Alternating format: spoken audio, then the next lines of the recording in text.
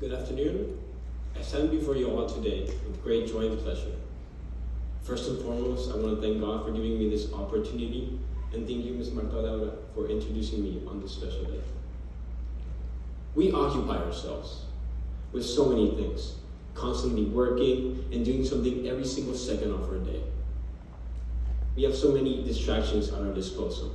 If we're ever bored, we can scroll endlessly through Instagram or the plethora of applications we have at our phone. If we're ever bored, we can go home, spend countless hours playing video games, or if there's ever silence, we can put headphones on and forget about the world. Our minds are never at rest. At every second, we are constantly distracting ourselves, occupying ourselves. All these things prevent us from hearing God's calling.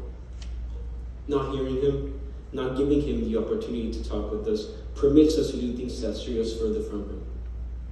God proposes a plan for us to follow and live, an individual goal, and by not hearing Him, we replace Him and what He has planned for us with other activities and ways of living.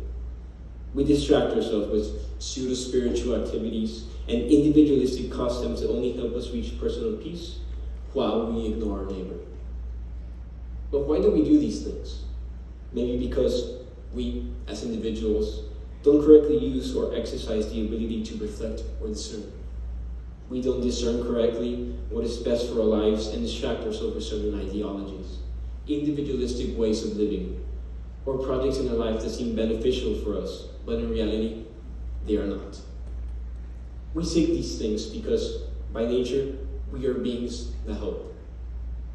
We, as humans, all hope for something. We hope that by studying, we will be able to pass this semester's exams and pass this semester. We hope that our crush likes us back, or we all hope that Mexico will pass to the round of 16. Well, they didn't. We all have hopes, big or small. But there's a bigger hope, a more personal hope that gives us meaning and purpose to all the smaller hopes we have in life. We are currently living at a stage in our lives where we seek a higher purpose. We start to question ourselves. Well, what am I going to study? What am I going to do in the future? We start to make goals we want to accomplish. Goals such as having a career, being successful professionally, being rich, or simply passing high school. The point is that we all have certain goals in life. But is this our final goal in life?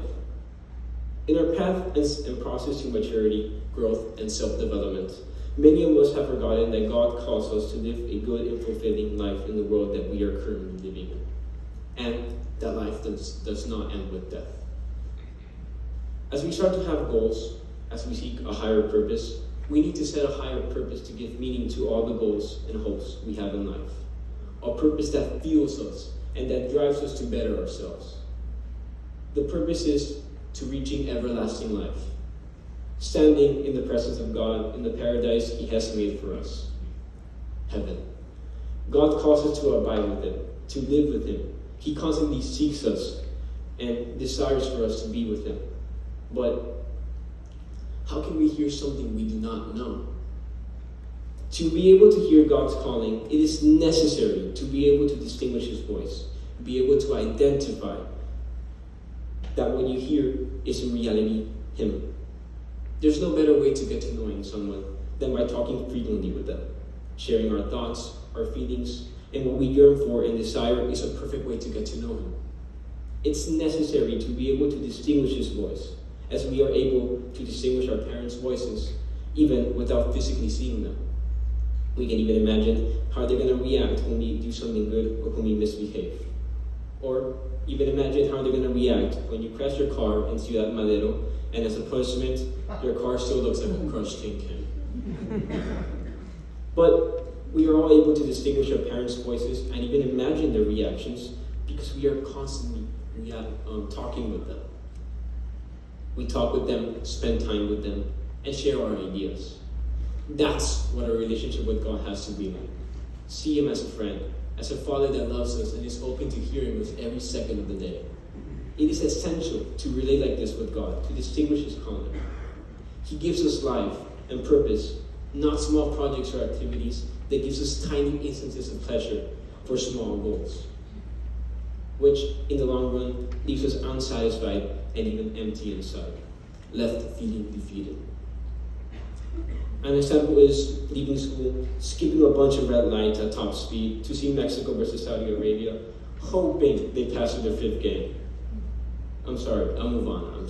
I'm still pretty bad. But by speaking constantly with God, we discover what He has called us to do.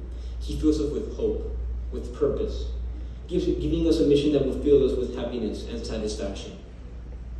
The path to discovering our vocation and fulfilling it is no easy task.